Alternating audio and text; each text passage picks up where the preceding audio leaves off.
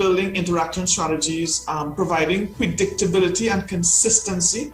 Something that we tend to do, it's a evidence-based practice that we use for students when we work with children who are challenged with attention deficit hyperactivity disorder in the classroom.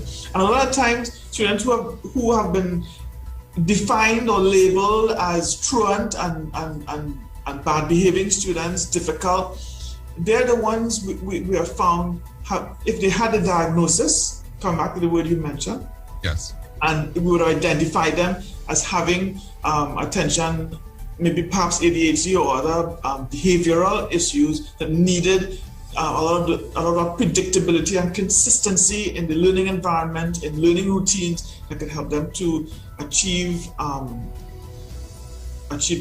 the best possible.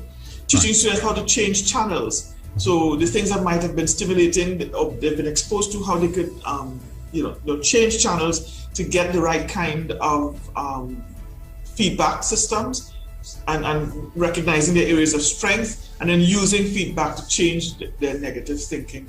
So this has to be an aspect of what we do to address learning loss and address the psychosocial issues that students are going to be coming back with, dealing with the trauma that they have been exposed to. So learning recovery, just to review, has to be tailored, and that means assessment. We have to be addressing in the learning needs, the health issues, the psychosocial well-being and other needs. The children need to be assessed, and as I mentioned, teacher training institutions like the School of Education and others need to prepare teachers to do the assessment. In the area of reading, we have been thinking through that. What can we do to ensure that our teachers can assess students to determine what are the specific issues they might be having that's affecting their achieving reading proficiency, and then how we could structure based on evidence-based practice, based on culturally responsive practices, to have intervention that is tailored to address the needs that the diagnosis tells us. Right. And of course, teachers need to receive professional learning and coaching. So one of the things the School of Education, through its RIO unit, is doing is trying to see how we can address professional development using models that is not just a one-off thing, but a model of training teachers and providing coaching that will be sustained. Remember, we said it's tailored and sustained. Yes. So that there is the need for continuous assessment, not just, as you said, a one-time, because the environment changes. We live in a dynamic, there's a dynamics that we also have to recognize. Yes, absolutely right, Stephen. So we're dealing with not just the pandemic of COVID. There's a pandemic on education as a result of COVID-19. And so a school-wide literacy action plan needs to be put in place. And that will, of course, call for the necessary resources. So any government's intent on reducing funding for education is something that needs to be reconsidered, because any school-wide literacy action plan is going to require, of course, data to drive the objectives, to have to outline those action steps, delineate the timelines and those who will be responsible for implementing that action plan. What are the indicators of effectiveness, so that we don't just put something in place. Sometimes it's very easy to decide, look, we need to move forward, we need new policies, but what are the indicators of effectiveness? And of course, allocating the necessary resources. Yes. And this school-wide literacy plan, there was a recent document that I found online, Recovery for Education, and they looked at the importance of making sure the target is sustained literacy development, the integrating of literacy and learning, focusing on student motivation. That's a very critical factor: motivation, engagement, and achievement, and across the content areas, making sure that those literacy interventions support learning and literacy across the content areas, and taking that same whole school, whole child, whole community to making sure the school environment, parents can and community and district levels, everybody's involved in this school intervention plan. Indeed. This slide just reviews some of those main points that we consider. So the plan has to be measurable, coherent, concrete, comprehensible to teachers and administrators. There needs to be a check on what teachers already know, rather than just introducing new things, because it's easy when we have to address a crisis. We come up with a whole new policy, but teachers would already have had training. What make sure there's a comprehensive exploration of what teachers know, what are their skill sets, and what they need. So the professional development can just target what is needed. Yeah. And the goal, of course, is to increase students in the areas of reading, writing, and their thinking skill. Some aspects of this comprehensive plan has to be strengthening literacy development across the content areas. So sometimes there's always this debate between who is supposed to be focusing on the literacy needs of students, but it's not just the teachers in the language arts area. All teachers are teachers of reading, because reading is the core to succeeding across all of the content areas. Literacy intervention for struggling readers and writers needs to be part of any intervention plan. And it has to address the area of school policies, the structures, and the culture for supporting literacy. One of the things that I found very interesting is the need for literacy demonstration in classrooms, so that teachers can actually see. So real professional development can't just be telling you what to do. We want to see it done. Right, because I was about to ask you to explain a little more about that when we talk about classroom demonstration intervention. Right. So teachers best are able to close the gap between knowing and doing when they can see examples of it being done and get an opportunities for themselves to practice. So that's where school principals, school leaders, educational leadership is critical. Where you can have those classrooms where your experienced teachers can demonstrate what is done, and so that peer relationship where we're not feeling threatened, I can go and I can see what my peers are doing, and I can then have a rubric where I can look for, are they doing the things that I've learned in my professional development that I need to do, and then it closes the gap when I go to my classroom, what I need to do. And so, as this last point says, they're supporting teachers to improve instruction through coaching, through peer observation and collaboration. Yeah. Not feeling threatened that I'm being observed, but the goal is that we can learn from each other, support each other, and that's critical. And of course, one thing I wanted to zero in on has to do with the matter of boys' education and reading. Yes, I know we referenced that in a previous discussion, but go ahead. I'm sure that there is more that we can learn, that we have learned, based on our research and our assessment. So for too long, we've had a deficit discourse with regard to boys, and as we mentioned on Wednesday, it's not all boys. It's the deficits exist both with boys and girls, and we have to really move away. There are a number of boys who are succeeding, and we have to consider why some boys are struggling.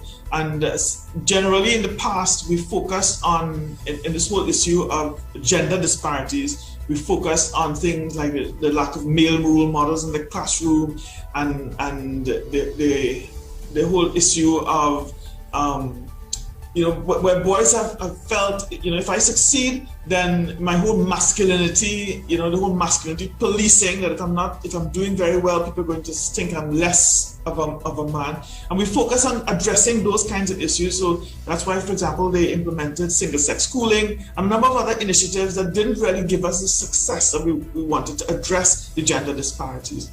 So a lot of the new research is showing that we need to rethink focusing on boys. And it's true that when girls enter into schools, they tend to come with some advantages over boys in areas of letter recognition, phonemic awareness, word reading, accuracy, and spelling. We haven't found that with regard to vocabulary. But eventually, through schooling, we found that with high quality instruction, boys catch up. And what we need to do is to, rather than focus on the deficit discourse, to see boys as being reluctant, disengaged, and even adversarial readers, to recognize that some of the things we've been thinking about boys, that they don't like fiction, they're more focused on non-fiction reading, that the evidence is not really pointing to that, and that we can focus on motivating boys by finding out what they're interested in reading and making sure that we have. So one of the things I do when I teach teachers, I always talk about text sets. Whenever every topic you're introducing in your content areas, make sure you have a range of text of different, a wide variety, multimodal focus. Yes. Yeah, so multimodal teaching, to make sure you have your digital literacies, making sure that you have different genres, different types, different levels, text readability levels, so that you're engaging your students. Just think of what they're interested in, and you're ensuring that you have the genres, you have the topics to support that interest. And so there's two areas I'd like to talk about that can support improve the quality of learning and teaching for boys. The role of book clubs to get boys interested in reading.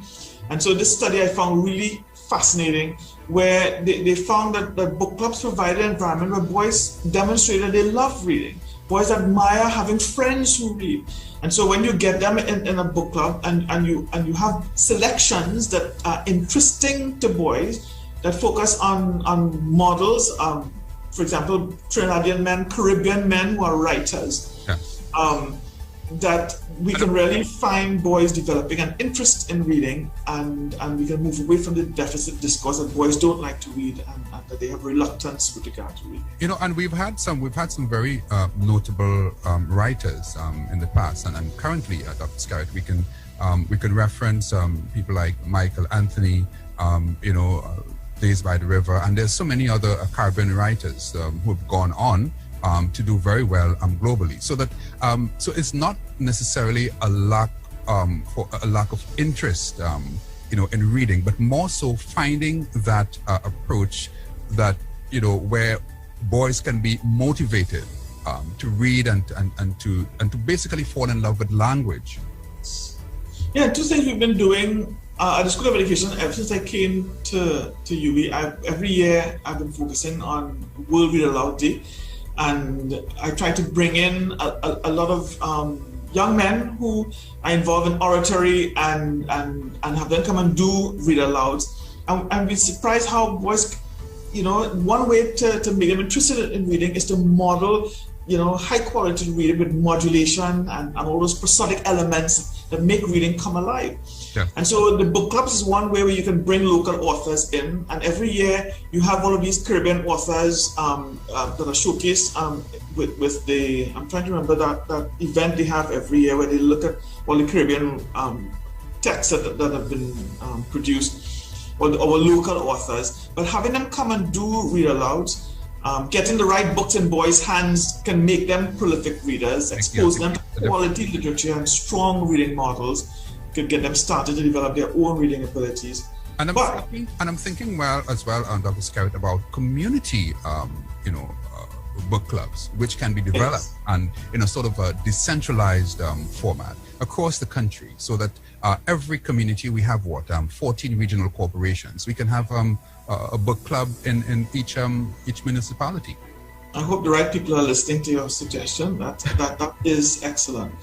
And one of the things that can be done both in book clubs and at the level of the classroom with regard to reading, but two things. One, developing read identity with boys, so having with a book club arrangement, you can have boys having friends who read, who explore varying genres, and so that can move away from this perception that boys have, society has sometimes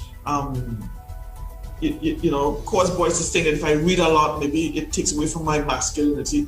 But when they realize I have friends who read and they read all kinds of things, so that as a boy I can be a reader and I can feel proud about that.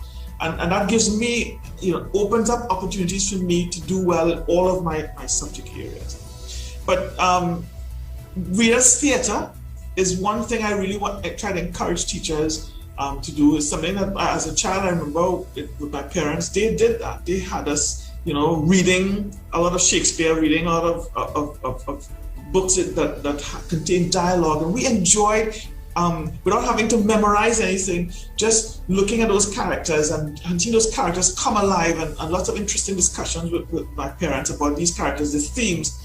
But readers' theatre, implementing that in elementary school classrooms can be an effective means for getting young males involved in the reading process, improving their reading comprehension, getting them to appreciate the gestalt of text by visualizing, really seeing things come alive in the text. And as it says, becoming more efficient and prosodic readers, where they learn to modulate and to bring the characters' thoughts, their attitudes, their motives alive through those prosodic elements, and that improves your comprehension, because now you're not just reading on the surface. It's in-depth critical reading going on for you to be able to bring those characters and to read and reveal motives and things like that through reading. So readers' theatre is excellent, and it's something that we're really trying to encourage as we address the whole issue of boys and their issues with reading. Indeed. So I'll stop sharing, because that kind of was the end of the PowerPoint presentation. Yes. But just to highlight just the two main things we focus: the need for targeted interventions, and that means assessment of students, the learning loss, the psychosocial needs, and those other needs as they come back and return to school, and the need for sustained interventions that is both funded and based on evidence-based practice and culturally relevant practices. Just to highlight just the two main things we focus: the need for targeted interventions, and that means assessment of students, the learning loss, the psychosocial needs, and those other needs as they come back and return to school, and the need for sustained interventions that is both funded and based on evidence-based practice and culturally relevant practices. All right. So there's a lot to be done, Dr. Scarrett, in terms of moving the education system forward, and this issue of learning loss, and not just learning loss, but teaching loss. I see it in a sort of two-dimensional way, so that if we have to improve on the education system, we have to be able to focus attention on our teachers as well as students of themselves, and the critical need for reading, and we referenced where there is this critical need for book clubs, in a sort of decentralized way, in communities, and so that all of this coming together in a package format will be able certainly to have the kinds of impact and get the kinds of results that we are looking for in our students. But I'm sure that with all of this as well, Dr. Scarrett, there is the need for a policy shift as well. We can have all of these programs and wonderful programs and plans. If we don't have the policies to drive these initiatives, we are right back to where we would have started. You're absolutely right. And one area in which we definitely need a policy, I'm always shifting back to reading, because it's Yes. a lot of my life, it's my career. Yes. But we don't have a reading policy in Trinidad and Tobago at the moment. And that's important, because the reading policy will determine what we do in terms of assessing students' reading challenges, the kinds of interventions, because in the world of reading, for a long time, there have been what we call reading wars.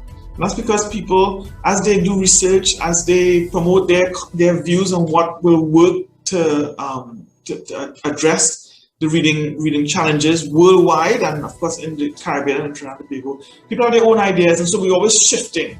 And whoever might be influencing education policies, influencing decisions made, sometimes they're the ones we shift to those views. For example, we might shift from focusing on whole language approaches to focusing on developing phonemic awareness. And so we're just teaching phonics, and then the role of comprehension, the vocabulary development, making sure students can visualize when they read. We're not addressing those needs. So you're right.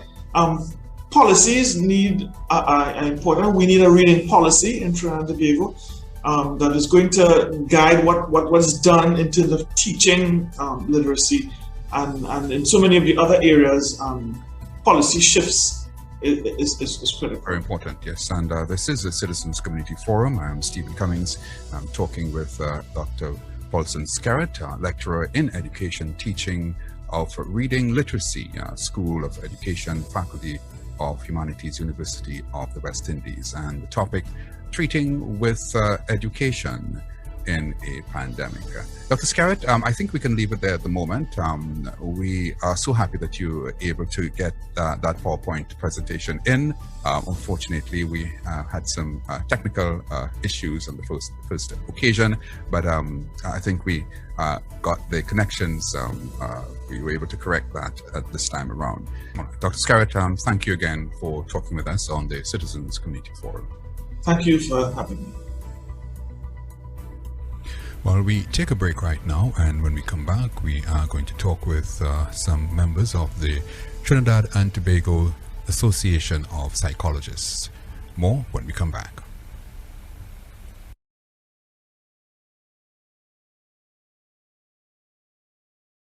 Anointed, appointed, and Christ-centered. Father's Day is coming on June 20th, and we at Isaac want to give back to you, our fathers, in our Father's Day promotion. We bless you, Dad. Call us, guess the name of the mystery dad's voice, and get a chance to win your dad $1,000 in prizes. We'll play the clip of our mystery dad. You call in with the access phrase, Isaac 98.1 FM. We bless you, Dad. Once you've guessed the mystery dad's voice correctly, your dad's name goes into a pool, and the winning father will be awarded $1,000 worth in prizes, and he'll be announced on Inspirational Sunday, June 20th with Professor. It's our Father's Day promotion here on Isaac from Friday 28th May to Sunday 7th June. Check out all our social media pages for more info at Isaac the Promise. Hey, daddies, we love you. Sponsored by Increase Media. For broadcasting and public speaking courses, call 738-1765. Our Father's Day giveaway is sponsored by Viola's Place, Lowlands, Tobago. Experience the beauty. Call 369-9441. Lion Brand Fry Bake Mix. The power behind our great taste tradition. Le'Ville's Place, Canaan, Tobago. Your home away from home. Call or WhatsApp 688-5242. Classy, sassy, and bold. Check them out on Instagram. Call 363-6583 or 265-0878.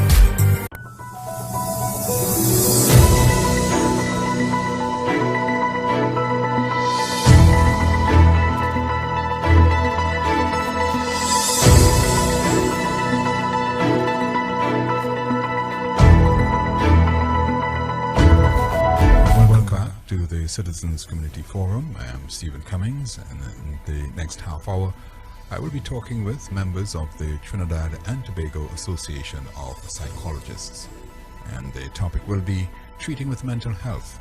Now, the global health crisis and a pandemic that have lasted for well over a year have once again brought to the surface the issue of mental health.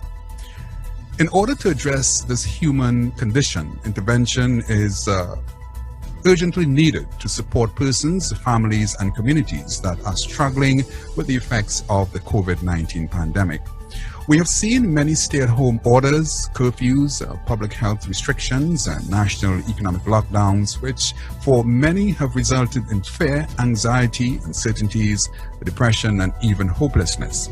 A report from the World Health Organization in 2020 said the COVID-19 pandemic has disrupted or halted critical mental health services in some 93% of countries worldwide, while the demand for mental health is increasing. Now, the survey of 130 countries provides the first global data showing the devastating impact of COVID-19 on access to mental health services. Trinidad and Tobago is also captured in having to treat with our own mental health issues and problems. And there are organizations that are responding to the crisis right here in Trinidad and Tobago. Among them is the Trinidad and Tobago Association of Psychologists. Now, this evening, inside the Citizens Community Forum, we are going to find out about this association and its response plan. Joining me this evening via Zoom is Ms. Wendy Jeremy, President of the Trinidad and Tobago Association of Psychologists. Ms. Jeremy holds Master's of Science degree as a clinical psychologist, a former lecturer at the Catholic Religious Education Development Institute. At present, she lectures in various courses at the Open Campus UWI in May 2014. August to August 2015, she was tasked with delivering the anger management intervention at the Golden Grove Women's Prison, Maximum Security, and the Youth Training Center, YTC. Now, Ms. Jeremy hopes one day through, we are told, the power of psychology, she's able to impact and modify the lives of those who need psychological intervention, the outcome of which should mend the social fabric of our country. Also joining me is Ms. Deborah Ver. I hope I get that name correctly. She'll have to correct me if I stumble on that again. Another clinical psychologist who has worked professionally in the field from 2011 after obtaining her Master's of Science degree in clinical psychology at the University of the West Indies. She has worked in a variety of settings, including tertiary education, community service for adults, victim support, and private practice, and has facilitated therapeutic groups for men and women. Now, her specialty areas include mood disorders, relationship issues, anxiety disorders, grief, trauma, and abuse. She is currently the team lead, we are told, with the Victim and Witness Support Unit of the Trinidad and Tobago Police Service, the TTPS. Ladies, good evening to you and welcome. Good evening to you too. Thank you for having us. Yes. Okay. It's a pleasure. This being the first time for you both on the Citizens Community Forum, so we have to give you both a special welcome. All right, let's get into the issues at hand. We have a lot to unseat, unpack, and impact in the next hour or so. Firstly, I want to sort of get a perspective from you, Ms. Jeremy, in terms of as we focus on the association, maybe a good place to start is for you to tell us about the Trinidad and Tobago Association of Psychologists and what you do as an organization. Well, the Trinidad and Tobago Association of Psychologists, we represent psychologists in Trinidad and Tobago. And when we started in about 1962, we go back as far back as March 1962. What we felt then and what we feel now is the same thing. We would like to promote the advancement and diffusion of psychology in Trinidad and Tobago. We also would like to be the main professional association representing psychologists in Trinidad and Tobago. We were incorporated by an Act number 84 in the year 2000. So that is what we are about. We are also embarking on the project of regularizing psychologists in Trinidad and Tobago, and we have a committee that's working on licensure at this present time. So that's our latest development. It hasn't come through as yet, but we hope that it will come through in the near future. A work in progress, yes. Yes, that's it. And as you speak about that, we have partnerships as we continue. We partner with the International Association for Suicide Prevention, the International Association for Counseling. We have partnered with Parenting TNT. And the most recent of this is the Mental Health Psychosocial Support Network of Services, of which we are a part. And that has been launched. They have launched something called Find Care TT to deal with the pandemic of Trinidad and Tobago. You see, after a pandemic, it's the duty of every country, and the Ministry of Health undertook this exercise and they incorporated many stakeholders. So we have now something, it was launched, Find Care TT was launched on January 12th of this year, so that members of our society can use the services. We are a part of that. We provide a hotline service in that as well. So and of course, let me mention here, I can't leave out our Caribbean Association, CANPA. We are part of the Caribbean Alliance of National Psychological Associations. I can't leave that out. Very important for us. And of course, the Ministry of Health. So that's where I go for now. All right. Thank you for that introduction there. And I know that, we'll talk a bit more about what you do in depth as we, as we go on and further into the program. Ms. Levere, let me just get that name correctly. I want to be not just politically correct, but just correct. I want to bring you in here into the discussion. Tell us, a bit about your work, what you're doing. I know that you're attached to so many organizations, one of them being the TTPS. What has been some of the more critical areas that you have had to treat with as we are talking mental health? Okay, good evening to everyone. And most people get the name pronunciation incorrect, so that's fine. It's Lee Revere, but that's Lee fine. Revere, yes. So that's fine. Some of the areas that I would be treated with, particularly within the pandemic, you would see depression. This is a pandemic, and naturally, the stress levels of person have just risen, and that will be attached to anxiety. It would also be attached to, how persons manage their negative thoughts, how they manage their negative feelings, how they cope with being indoors as opposed to having freedom to move, as we would have done previously. Now, I'm just talking about these as we speak within the pandemic, because we have seen as of 2020, these would have been to the top of the, top of the agenda. In addition to that, you would find that it's not only adults that are facing these issues, but adolescents and young persons are also being affected by what is happening now. Yes. The changes that are taking place with persons' freedom in terms of they are not able to be in school for a very long period of time. How is that affecting the family life?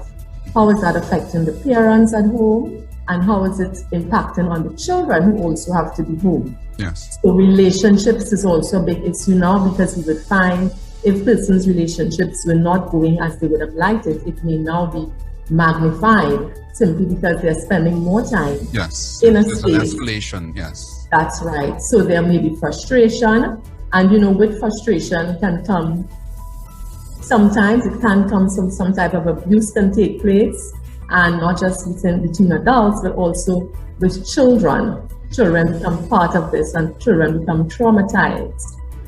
That adds to the fact that they have not been in school for over 2-3 semesters. Yes. I think it's close to 13, 14 months now, as we're heading, and we're right into the midst of 2021, so that it would have taken us a year and almost 5-6 months. Yes, and because adults sometimes feel that children are so easy to adapt. Hear people say, well, it's a child, but children are not. It's very difficult for children to adapt to this new change. This not having their friends, not being able to be social, not being able to talk and see persons of their own, within their own age groups. Yes. And then you have the challenge now of the online school, and what that brings with, if they are not equipped with the devices, how are they then left out? What does that do to their self-esteem? What does that do to their health, their wealth, their mental health and their wellness? Because children's mental health is also crucial. So these are some of the major issues that you would see coming forward since the pandemic has begun. All right. Yes, these are some of the major things that I would have seen. All right. So, Ms. Rivera, I got it right this time. I'll come back to you shortly. Ms. Jeremy, I wanted to, if you can give us a working definition, maybe a clinical definition. When we talk mental health, it might escape a lot of people as to what we are really talking about, even though there might be a basic understanding that that when we talk about mental health, people with mental disorders, what have you. But if you can just give us a working definition of mental health. When we talk about mental health, what are we talking about? Well, it is. I would say it is one's inability to cope, to function, to be overwhelmed with anything that comes in your path. Right? When I say you can't adjust to situations, you just can't. You're overwhelmed with certain things, and you are not able to function. That is when the mental health it might kick in, because, and very important here, when we talk about, when I say we'd like to talk about mental health as physical, when I say physical health, you see how we speak about physical health? I'm going to the doctor, I'm going to see about my sore throat. When we speak about mental health, we want to be able to tell people, I have an appointment with my therapist. I'm not feeling so well, I'm feeling depressed. And I can't, seem to, it's going on too long.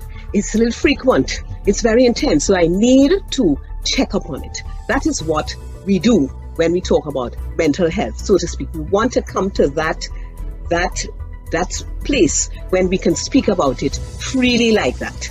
We don't want to, we don't want to not talk about it so that it is a taboo topic. We want to be able to talk about mental health like that. And of course, as we talk about it freely like that, we remove all the stigma that is attached to it. Yes. Stigma, characteristic, a negative characteristic about it, about that. So we want to be able to be free to talk. We want to say, and of course, things like the language we use. We have to be careful and be conscious of it, because, long ago we would say, well, somebody committed suicide. In these days, we want to say, well, we lost that person to suicide. They died by suicide. We don't want to say they committed suicide. We want to get away from that, because when somebody does that, we know that they are not well.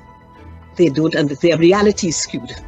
They were not able to cope any longer. So this is the way they've gone. Right. The severity, the severity of it. So that we want to be, that kind of thing. Is that one way, sadly, Ms. Jeremy, is that one way of some people coping or trying to come to terms with the environment for which they have found themselves? Unfortunately. Well, is that a... It may be, but it's not the way out. There's always hope. Yes. You see, there's hope. And we hope that when they come to that, as I say, as talking about it, they will be able to go to somebody to talk before reaching that. And we mustn't be afraid to ask somebody, well, do you intend to harm yourself? Do you intend to harm yourself? No, well, let's look at it this way. Do you have a plan? All of those things we have to ask, so that people don't feel, well, I'm so overwhelmed, I really can't cope and give up. Because this is why we want to come to terms with mental health and people talking freely about it, so that people don't have to resort to that, to suicide as a way out. It's not. There is hope. All right. There is hope. Ms. Rivera, let me bring you back in here into the discussion. And Ms. Jeremy mentioned the issue of stigmatization and issues of discrimination and what. Have you had issues where you've had to treat with those particular issues? And I also want you to respond to the willingness of people wanting to come forward, maybe calling the hotlines and saying, well, I need help in this particular area, especially now that we've had a pandemic for well over a year. I just want you to, if you can address those issues. Yes, sure. What we have seen within the pandemic and the hotline that we started, the crisis intervention team hotline, was that persons were more than willing to call and get help. Persons would have called based on different issues: anxiety, fear, sadness, loss, loss of jobs, loss of loved ones, loss of their freedom to do their rituals or their religious practices, loss of relationships, So persons were more than willing to call in and share their concerns and get some help. And I think we did offer a lot of help to these persons. Outside of that, however, there is a stigma attached to mental health. Yes. Persons say mental health, and we don't think of nice things. We don't think nice things. But we want to get it in such a place, as Ms. Jeremy was saying, whereas it's not a bad word. We are all faced with problems, stress, anxiety, worry, frustration. These are problems that we all face. The difference is that sometimes a person is not able to cope. They become overwhelmed.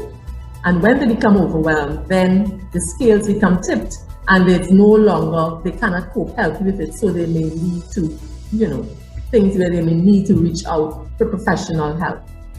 But within the hotline, as you said earlier, we would have seen persons freely coming forward last year. And this year as well, we would have seen a cross-section of persons, different age groups, different backgrounds, different occupations, both men and women, reaching out for assistance with this hotline because, they seek some support. Sometimes they become isolated. They feel, lonely. They feel alone and they want to quell their fears. So sometimes we would have to do a little sort of cognitive something with them because, they think something bad may be happening. So you have to challenge their worries and their anxious thoughts over the phone, because remember, it's all being done over the phone. Yes, a lot is being done virtually now. That's where you have become a virtual world. Right, which is something I want to get into a little later on, Okay, but we just want to remind our listeners and our viewers that this is the Citizens Community Forum on Isaac 98.1 FM. I'm Stephen Cummings, your host, and our topic this evening is treating with mental health in a pandemic. And I have with me two guests, Ms. Lee Rivera and also Ms. Wendy Jeremy, and they're both attached to the Trinidad and Tobago Association of Psychologists. Now, getting back to that point that you raised, Ms. Rivera, on the issue of virtuals and everything, or at least most things are being done now via the internet, and we have, we've seen where even the pandemic has pushed us into a new age, a digital age, and an age where we are no longer, we no longer have that sort of human touch, and we are sort of there's this disconnect, the facials and the interactions. We have not had that for well over a year, and I'm wondering how much an association such as the Trinidad and Tobago Association of Psychologists is able to impact via the use of the digital platform. Of course, we know of the traditional way of treatments, one of them, where you come into an office and, you're given as comfortable an environment as possible where you can sit and you can have that sort of face-to-face. How has that impacted on the association? Ms. Jeremy, let me throw that question to you. Well, because as psychologists, we are now treating with people via Zoom. We use telehealth platforms that people can access. We can use, you could use a WhatsApp call, we use Zoom, we use Skype, and anything like that, so that we can still connect with the client, because it's the only way now, right? And some people, of course, they have to get adjusted to it, and we have to make sure that it is done correctly with all the ethical considerations we use, as if we were seeing them face to face. We have to ensure that it is taken seriously, that the environment is correct, that there are no dogs barking outside to distract the session. So it's as simple as that. Yes. We have to make sure that the place is secure, it's safe, with all the professionalism and everything that goes with that, as we used to when we used to see our clients. We are doing that now. So we have to, some people are not so for it, but we have to encourage them that if you need to see us, this is what we have to do. As a matter of fact, the association, we set up the hotline, but we can't. Well, sometimes we text the clients, text us, because it is really a quick way. Yes. That's the hotline. It can't be for overly long. And the only way we could talk to them is over the phone. So we have to get as much information as we can from that.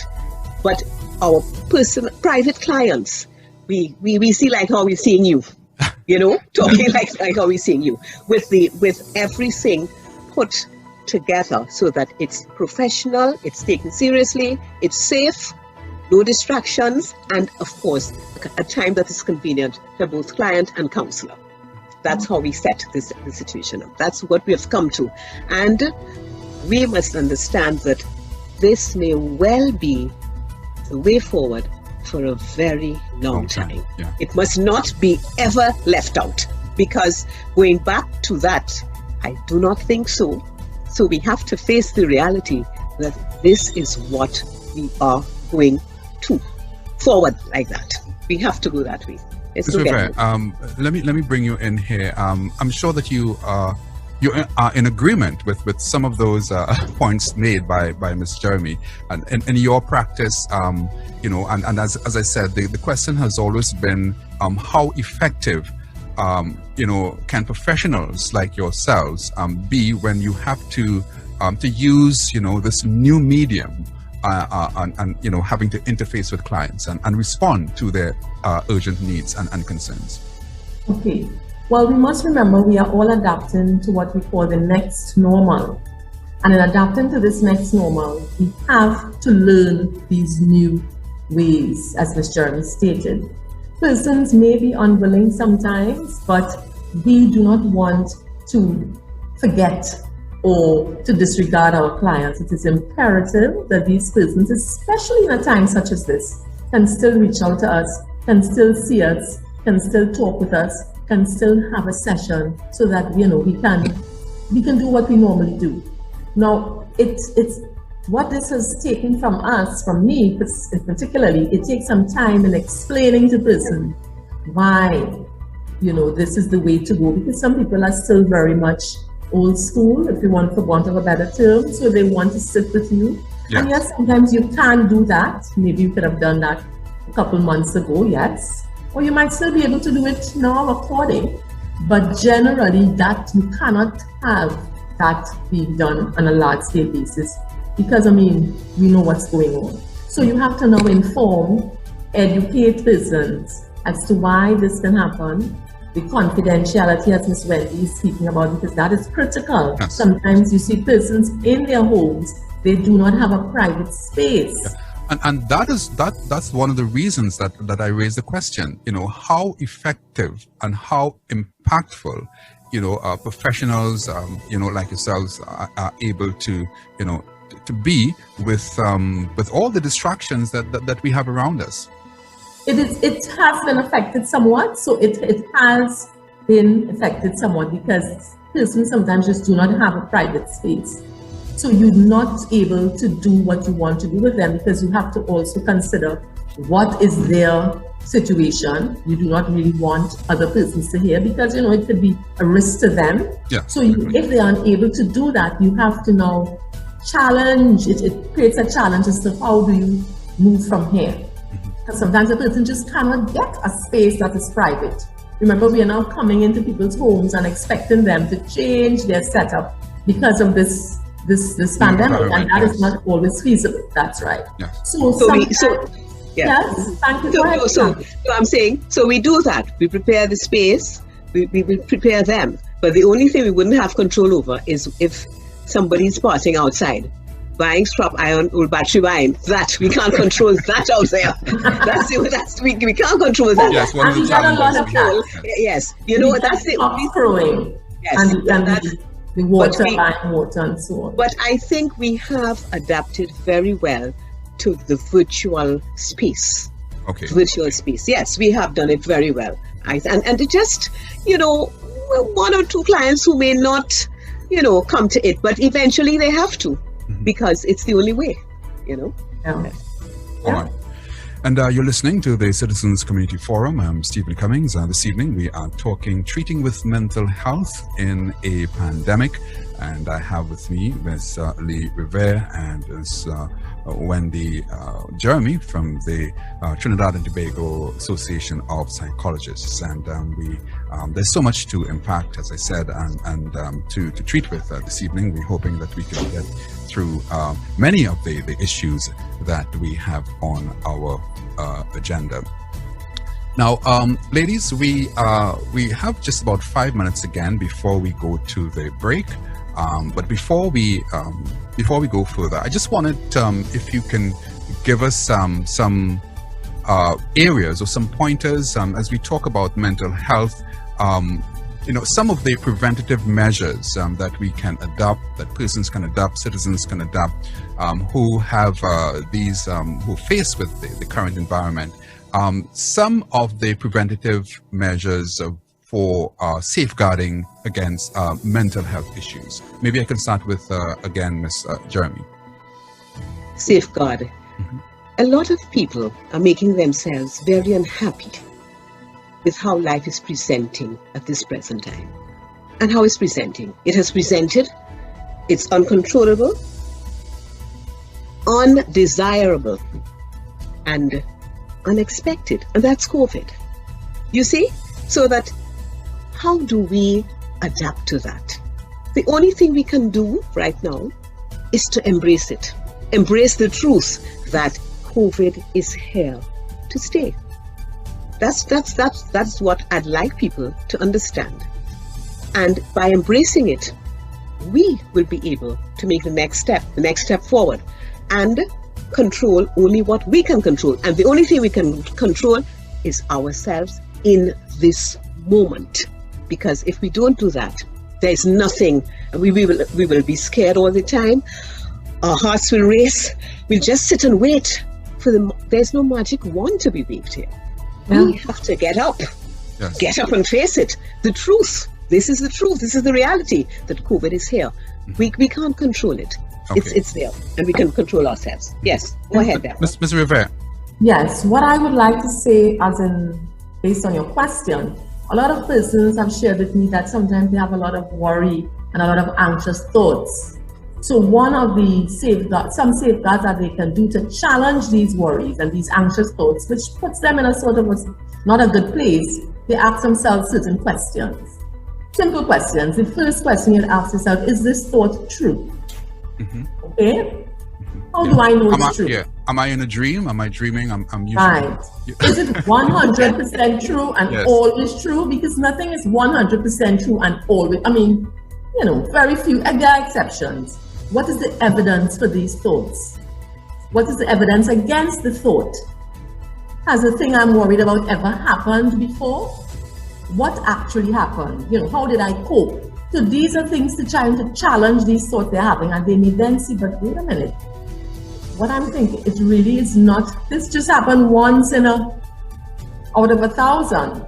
Or it probably never happened to me, and I'm just taking on this worry from something that I read.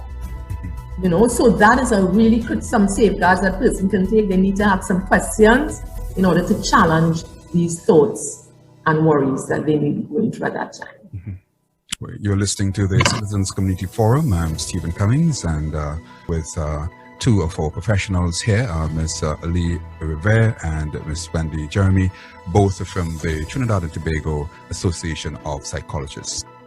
And we would like to thank members of the Trinidad and Tobago Association of Psychologists for sitting in with us on the Citizens Community Forum. I'm Stephen Cummings. See you next Wednesday. It was a famous poet who once said, "They came for the Jews, and I did not speak out because I was not a Jew. Then they came for the communists, and I did not speak out because I was not a communist. And then they came for me, and there was no one left to speak for me." Words there from famous poet Martin Niemöller, 1892 to 1984.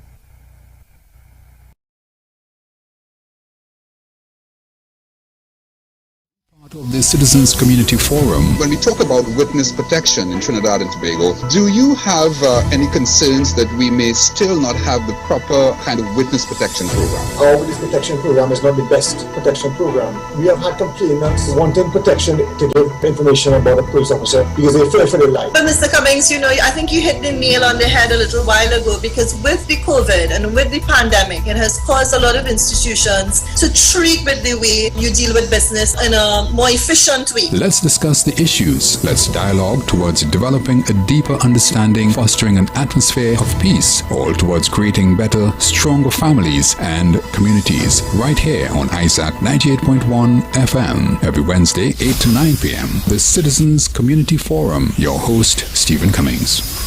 Is There Not a Cause? ITNAC is inviting you to tune into the program Advancing the Cause every second and fourth Wednesday at 9 p.m. If you're not called to stay, you should be going somewhere doing something. Contributions to our organization can be made at any branch of First Citizens Bank, account number 1660410. For more information, call us at 624-4162 or try us at 394-2042. Is there not a cause? Yes, there is. Yes, there is.